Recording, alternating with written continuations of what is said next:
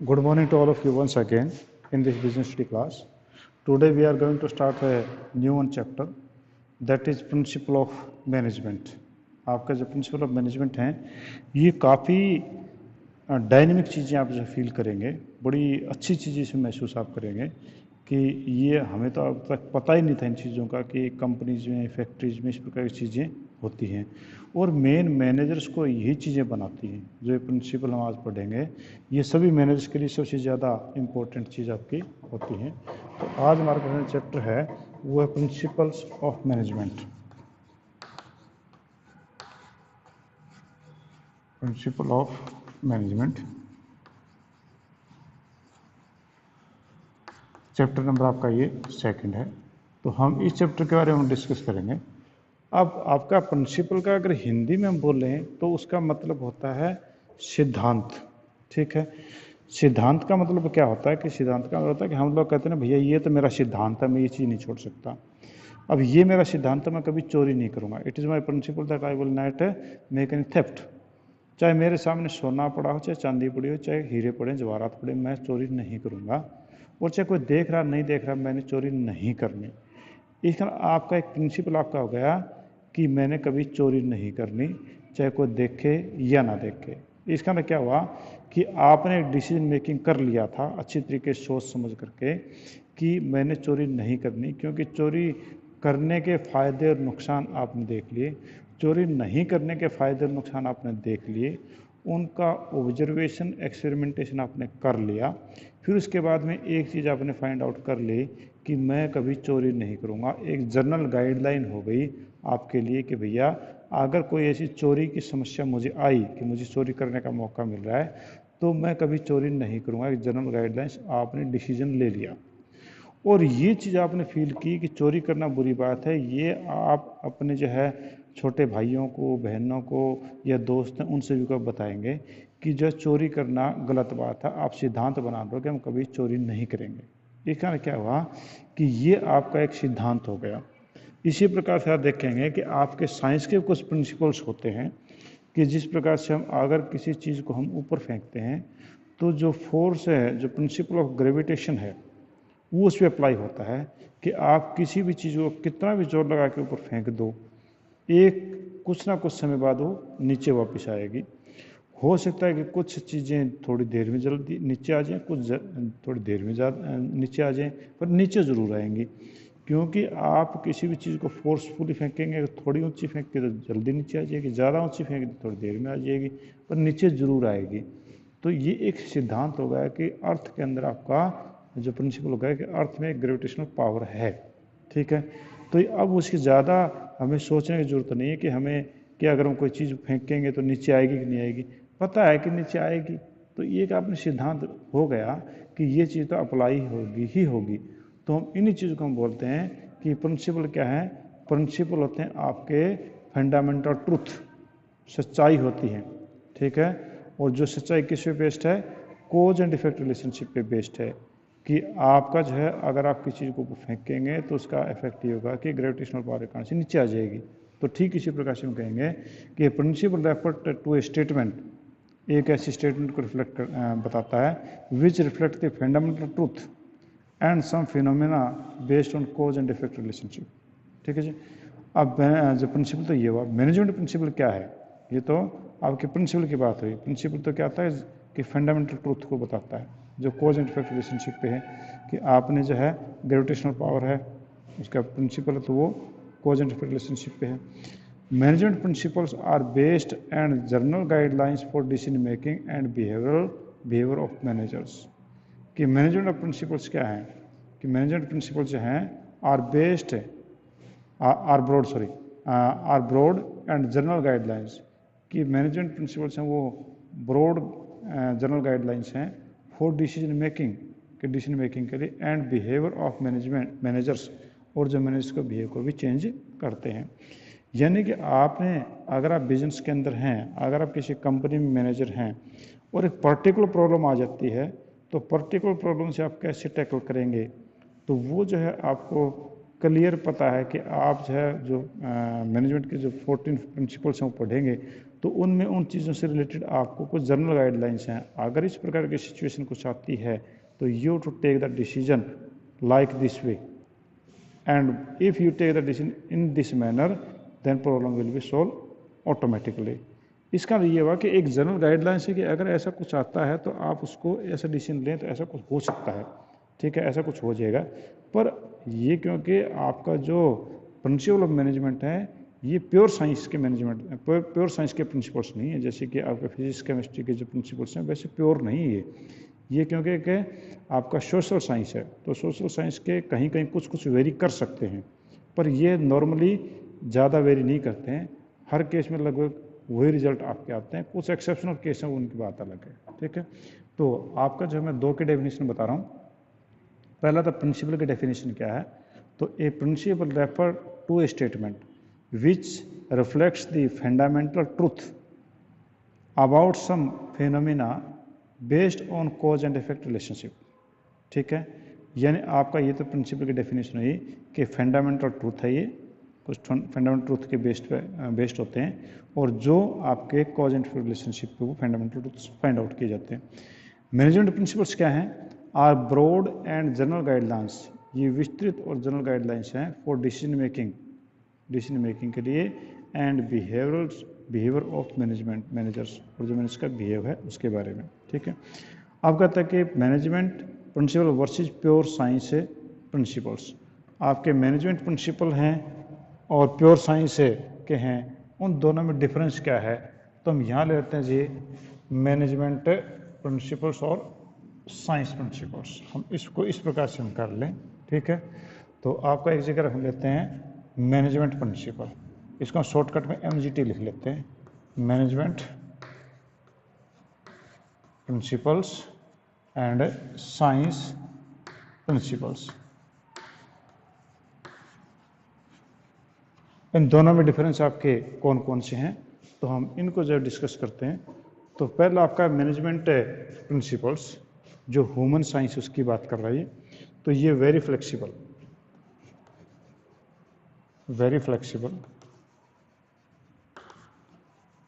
आपके जो management principles हैं these are flexible, means according to the situation, according to the persons, according to the requirement of the situation, these can be change, इनको बदला जा सकता है, तो ये आपके फ्लेक्सिबल हैं। और कहता है कि प्योर साइंस या साइंस के प्रिंसिपल हैं दीज आर रिजिड, ये चेंज नहीं हो सकते जी। आपका ग्रेविटेशनल जो ग्रेविटी का जो प्रिंसिपल है वो चेंज नहीं हो सकता। आपने और कोई भी साइंस की जो भी आप एक्सपेरिमेंट करते जो रिजल्ट आएगा वो रहेगा उसमें, वो उसका प्रिंसिपल है that as rigid meets can not be change according to situation. आप ये नहीं चाहते कि इन परिस्थितियों में आपका जो है गुरुत्वाकर्षण का नियम फेल हो जाए, तो नहीं होगा वो, तो ठीक है, रिजिड रहेगा, पक्का है कि वही रिजल्ट होगा। सेकंड है management principles are applied with creativity, management principles are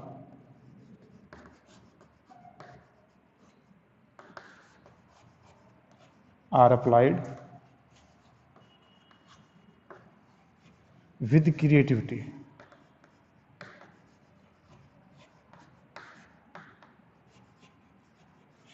कि मैनेजमेंट प्रिंसिपल जो हैं वो क्रिएटिविटी के साथ में कुछ नया चीज़ें नया करने के साथ में हम उनको अप्लाई करते हैं। यानी every manager done the make the management with some new ideas, कुछ कुछ नए आइडियाज़ वो लेकर के जो आता है, यानी ये आपके अप्लाइड होते हैं क्रिएटिविटी के साथ में, ठीक है।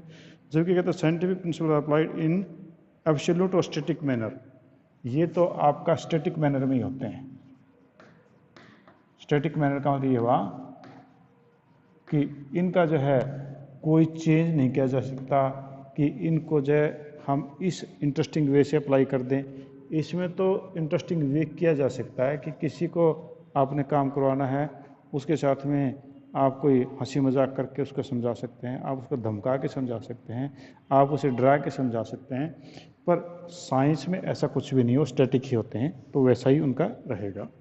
नेक्स्ट है मैनेजमेंट प्रिंसिपल है कि पेश with the change in environment, कि ये जो है चेंज विद इन्वायरमेंट है, change with environment,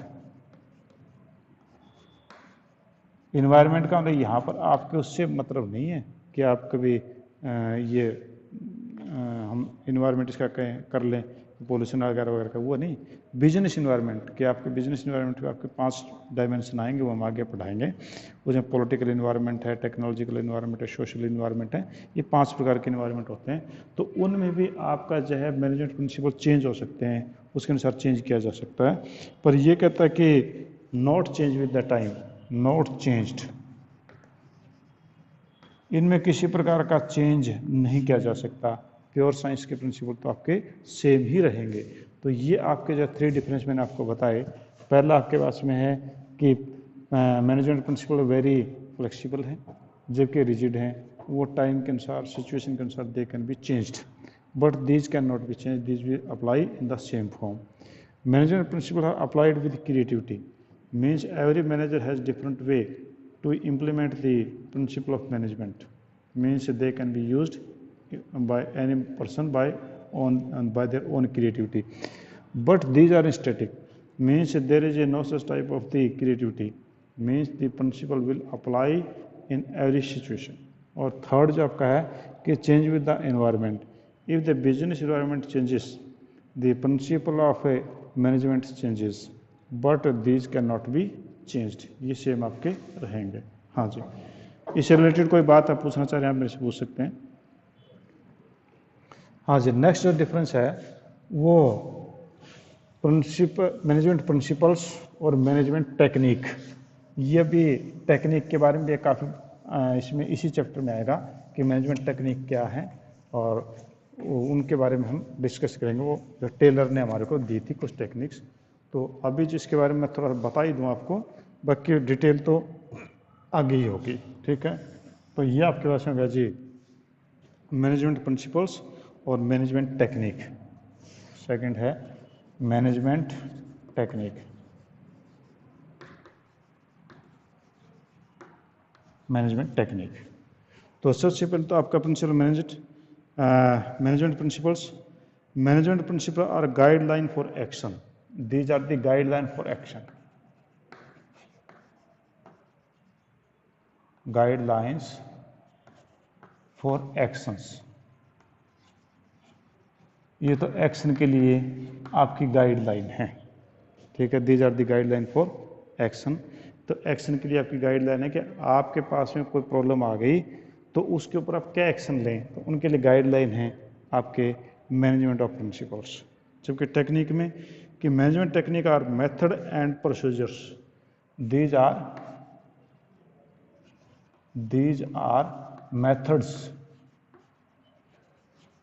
methods and procedures.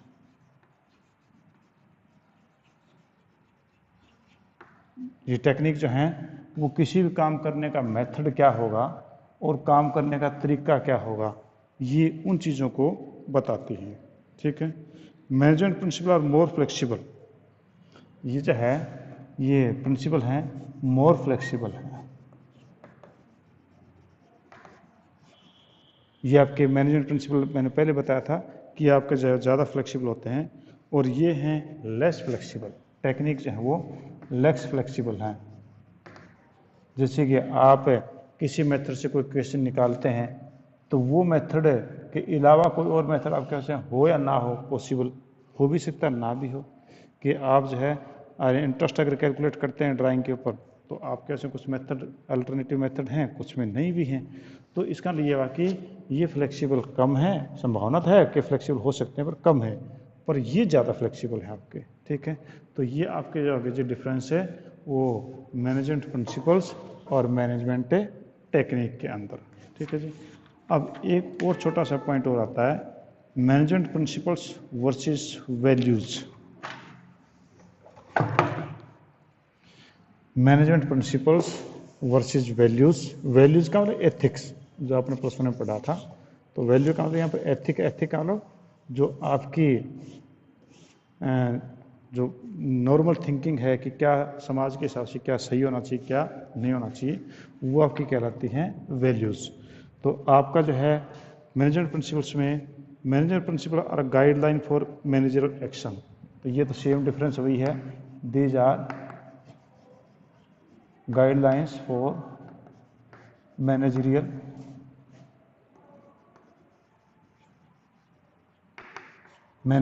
Action. ये गाइडलाइन है मैनेजरियल एक्शन के लिए कि कौन सी पर्टिकुलर प्रॉब्लम के लिए हमें क्या करना चाहिए। ये कहते हैं values are guideline for human behaviour. ये आपके जो वैल्यूज हैं, ये वैल्यूज जो हैं वो गाइडलाइन है किसके लिए? Guidelines for human behaviour.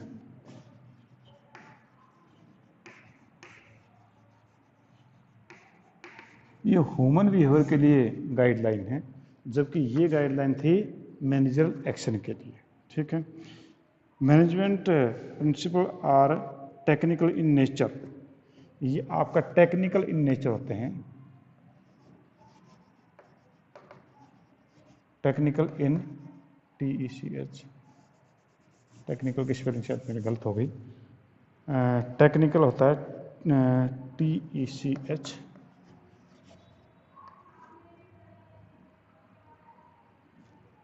NICAL, ठीक था ये, वो टेक्निक की स्पेलिंग आ गई थी मेरे माइंड में। टेक्निकल इन नेचर, ये टेक्निकल नेचर के होते हैं। ठीक है। जबकि ये होते हैं एथिकल नेचर के। एथिकल नेचर, ये आपका एथिकल नेचर के होते हैं। ठीक है। यानी यहाँ पर आपके एथिक्स सामने आ जाते हैं, जबकि यहाँ पर आपके टेक्निकल हैं कि ये काम करें तो क्या होगा, अगर ये करें तो क्या होगा। तो ये टेक्निकल नेचर के और ये आपके एथिकल नेचर के कहलाते हैं। ठीक है। तो guideline for the managerial action होता है, ये गाइडलाइन फॉर ह्यूमन बिहेव है। ये आपका टेक्निकल नेचर के होते हैं, ये आपके एथिकल नेचर के होते हैं। ठीक है जी। तो ये आपके डिफरेंस थे। तो आपको मैंने 3 प्रकार के जो डिफरेंस बताए हैं। एक तो मैनेजमेंट प्रिंसिपल्स और pure science principles. Management principles जो थे उनमें डिफरेंस था कि वेरी फ्लेक्सिबल होते हैं, जबकि ये रिजिड होते हैं।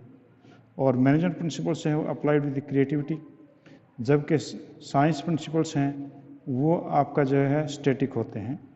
और प्रिंसिपल ऑफ मैनेजमेंट जो हैं वो चेंजिंग इन्वायरमेंट में चेंज की जा सकते हैं, जबकि इनको हम चेंज नहीं कर सकते साइंस के। और प्रिंसिपल ऑफ मैनेजमेंट और मैनेजमेंट टेक्निक दोनों में क्या डिफरेंस है?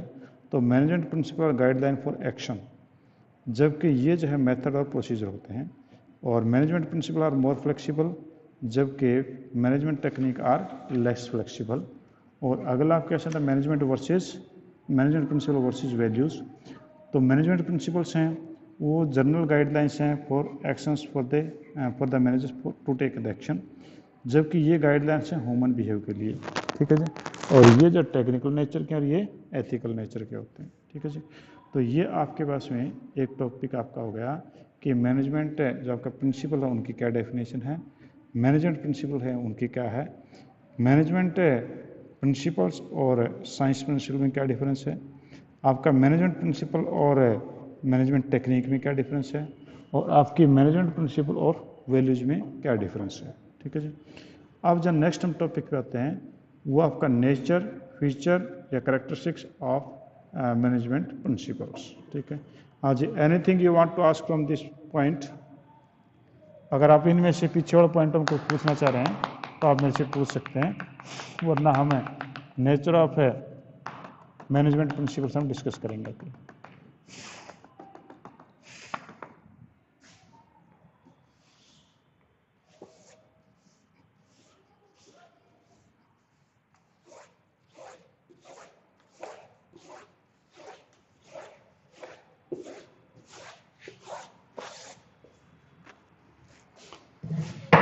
आज हम लेते हैं नेचर ऑफ या फीचर ऑफ या कैरेक्टरिस्टिक्स ऑफ मैनेजमेंट प्रिंसिपल। तीनों एक ही चीज़ हैं।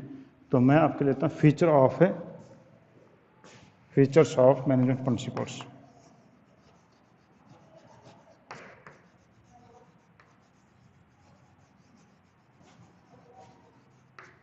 Features of management principles. इस प्रिंसिपल में और जो आपके स्कूल के प्रिंसिपल की स्पेलिंग है उसमें डिफरेंस होता है।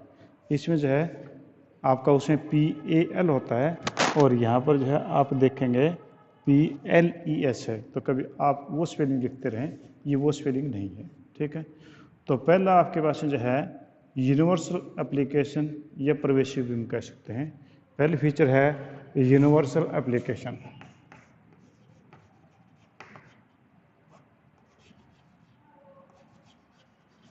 यूनिवर्सल एप्लीकेशन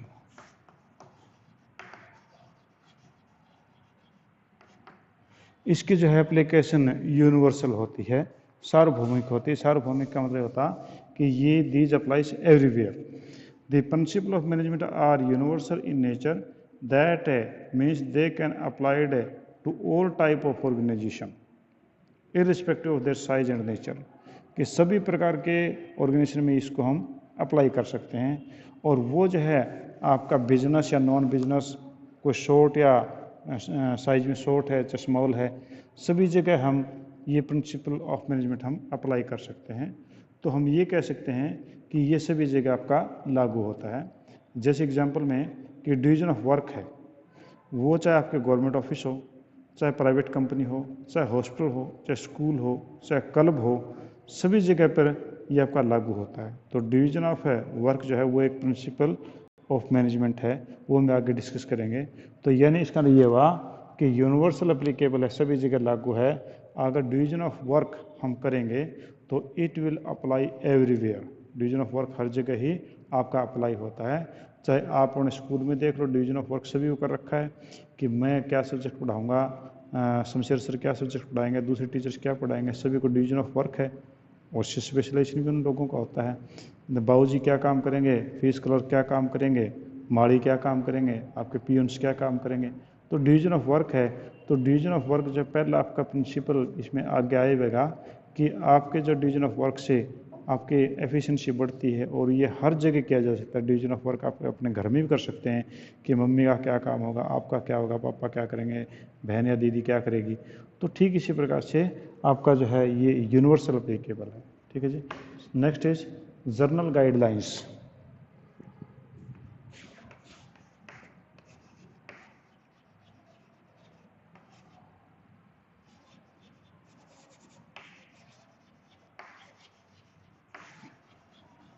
जर्नल गाइडलाइंस, ये जनरल गाइडलाइंस है, सामान्य गाइडलाइंस हैं, उनके दिशा निर्देश हैं ये। आप इसको ये नहीं कह सकते कि they are the readymade solutions, कि हम ये कहें कि if we have go through this chapter and we have come to know all the principle of management and now we are appointed in company and any problem will come, we will tackle them according to the principle of management. It is not so, there are no readymade solution. ऐसा कोई readymade solution नहीं है कि इसमें यही है कि they have general guidelines कि इस प्रकार की प्रॉब्लम आती है तो आप ऐसा कर सकते हैं। अब उसमें वो चीज़ इफेक्टिव होगी ऐसा मान के चलते हैं, पर ये नहीं कि 100% इफेक्टिव होगी, तो ऐसा नहीं है। तो ये एक जनरल गाइडलाइंस है। फॉर एग्जांपल हम कहते हैं कि principle of stability of tenure, कि किसी कर्मचारी का अगर टेन्योर, टेन्योर होता है कार्यकाल, किसी कर्मचारी का जो टेन्योर है वो कार्यकाल अगर फिक्स होता है, ठीक है, यानी आपका जो है वो साल या 2 साल, 3 साल, 5 साल फिक्स होता है, तो वो जो है ज़्यादा अच्छा काम करेगा। हम ऐसा मान के चलते हैं कि वो जो है आपका अच्छा काम करेगा, क्योंकि उसको सेटल होने में ज़्यादा जो है वो दिक्कत नहीं रहती, तो वो वहाँ पर आराम से काम करेगा। पर ये कुछ ज़रूरी नहीं है कि कहीं अच्छा काम करे। हो सकता है कोई आदमी इतनी दूर उनको जो है भेज दिया और उसको पता है कि उसको 5 साल वहाँ पर रहना है, तो हो सकता है कि वो आपकी नौकरी छोड़ भी दे, या हो सकता है कि वो ढंग से काम ना करे ताकि उसे कंप्लेन आए और उसको ट्रांसफ़र हो जाए। तो हम कह सकते हैं कि ये एक गाइडलाइन है, जनरल गाइडलाइन है कि आप इस प्रकार से कर सकते हैं। हम मान के चलते हैं कि अगर एक एम्प्लॉय को हर रोज़ ट्रांसफ़र करेंगे तो उसकी एफिशिएंसी घटती है, पर अगर हम एक एम्प्लॉय को एक जगह के ऊपर 3 साल 5 साल के लिए रखेंगे तो नेचुरली वो सोचेगा कि मुझे यहाँ 3 साल या 5 साल नौकरी करनी है, तो वो आराम से वहाँ नौकरी करेगा, वो ढंग से काम करेगा। ठीक है। Formed by practice and experiments, formed by practice and experiment,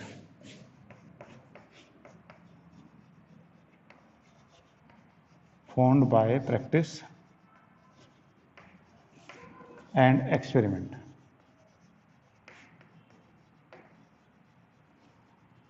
जो आपके प्रिंसिपल ऑफ मैनेजमेंट हैं वो कैसे फॉर्म होते हैं, किस प्रकार से बनते हैं। तो वो ये जो आपके जो भी प्रिंसिपल ऑफ मैनेजमेंट हैं वो आपके जो डेवलप होते हैं वो आपके जो है वो काफ़ी ज़्यादा रिसर्च वर्क होता है उसके ऊपर। वो रातों रात नहीं बन जाते हैं, they are not created overnights. ठीक है, proper observation and experimentation are conducted before developing them, यानी उनका जो है प्रॉपर एक्सपेरिमेंट और ऑब्जर्वेशन किया जाता है और फिर उनकी जो प्रॉपर प्रैक्टिस करते हैं, बार बार उस चीज़ को अप्लाई करके देखते हैं और अगर सेम जगह पे वो अगर उसी प्रकार के रिजल्ट देते हैं तो हम उसको जो एथोराइज कर सकते हैं कि वो प्रिंसिपल ऑफ मैनेजमेंट आपका वहाँ पर हो जाता है। ठीक है, तो formed by practice and experiment. For example, principle of division is not developed by overnight but the principle was developed when it was observed that dividing the work result in improved performance and this was tried and tested in different organization। कि division of work जो है वो एक दिन में नहीं बन गया कि हमने काम बांट बांट के लोगों को दिया और फिर देखा तो लोगों ने काम बांट के दिया तो उसमें ज़्यादा काम उन लोगों ने किया, अच्छा किया। तो ये हमने कई बार एक्सपेरिमेंट करके देखा और उससे हमारा फ़ायदा हमें मिला। नेक्स्ट आपके पास में है फ्लेक्सिबिलिटी। आपका ये मैंने पहले बोला था कि इसमें जो है आपके फ्लेक्सिबिलिटी भी आपकी होती है। तो फोर्थ आपका flexibility.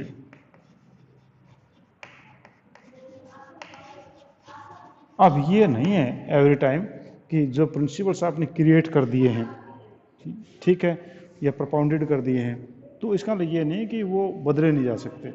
They can be changed according to the changing business environment. Management principle can be applied differently under different conditions. Some change can be made in the application of principle according to the requirement of the company. These are not a set of rigid statements. These can be modified by the managers who are using them. इनको कभी भी जिनको change किया जा सकता है। ठीक है जी।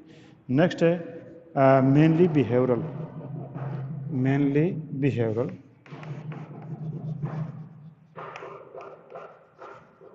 बिहेवियरल आपका मेनली ये ह्यूमन बीइंग के बिहेव के ऊपर डिपेंड करता है। तो आपके जो प्रिंसिपल मैनेजमेंट हैं वो ह्यूमन बिहेव को जब वो चेंज करते हैं, इन्फ्लुएंस करते हैं, वो एम्प्लॉयज उसी प्रकार का काम ताकि वो कर सकें। तो एग्जांपल के लिए कि principle of discipline improves commitment of employees towards the organization and principle of spirit de corps mold the behavior of the employees towards the team spirit। तो आपके दो प्रिंसिपल्स हम आगे डिस्कस करेंगे। तो उसमें जो है डिसिप्लिन के अंदर क्या है कि डिसिप्लिन का ये नहीं कि आप सीधे बैठो टेढ़े बैठो या क्लास में हर रोज़ आओ स्कूल में, वो डिसिप्लिन एक अलग चीज़ है। डिसिप्लिन का कमिटमेंट, आपने जो वादा किया उसको पूरा करना, वो आपका डिसिप्लिन कहलाता है। ठीक है, तो आपका इसी प्रकार स्पिरिट डी कॉर्प होता है एक दूसरे का सहयोग करना।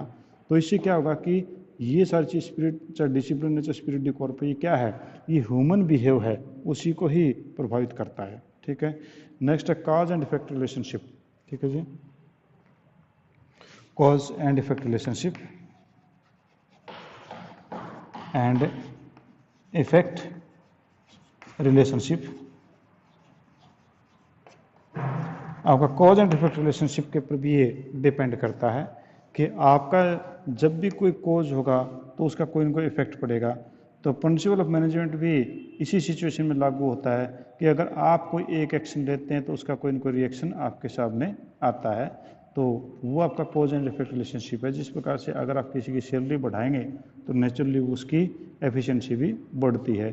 तो ये आपका कॉज एंड इफेक्ट रिलेशनशिप है। नेक्स्ट है कंटीजेंट, लास्ट ये, it is the last one, contingent. Contingent होता है तटस्थ रहना, तटस्थ होना, उसको बोलते हैं कंटीजेंट। कि मैनेजमेंट प्रिंसिपल कंटीजेंट और depend upon the situation prevailing in the organisation. कि हर जगह हम कहते हैं हर जगह इन्वॉल्व होंगे, नहीं, ये अपनी जगह सही खड़े रहते हैं, सीधे खड़े रहते हैं। अगर वो इसके लाइन पे आ गए तो सोल्यूशन कर देंगे, नहीं आए तो नहीं होगा, यानी वो एक तरफ खड़े रहते हैं। Their application the effect depend upon the nature of the organisation. कि उस प्रिंसिपल, वो जो पर्टिकुलर प्रिंसिपल है, क्या वो आपके एक ऑर्गेनाइजेशन में लागू होगा या नहीं होगा। कुछ जगह पे लागू नहीं होता, कुछ पे होता है। ठीक है जी, तो आज हम इतना ही करते हैं क्योंकि नेक्स्ट बेल आपकी हो गई, मैडम आपका इंतजार कर रहे हैं, तो हम इतना ही करते हैं। तो thank you, have a nice day. हम फिर कल मिलते हैं। ठीक है जी, आज के लिए इतने काफ़ी। थैंक यू जी। तो अगर कोई प्रॉब्लम आती है तो आप मेरे से इसके बारे में डिस्कस कर भी सकते हैं, कोई समस्या ना आए आप लोगों को, हमारा मेन उद्देश्य यही है।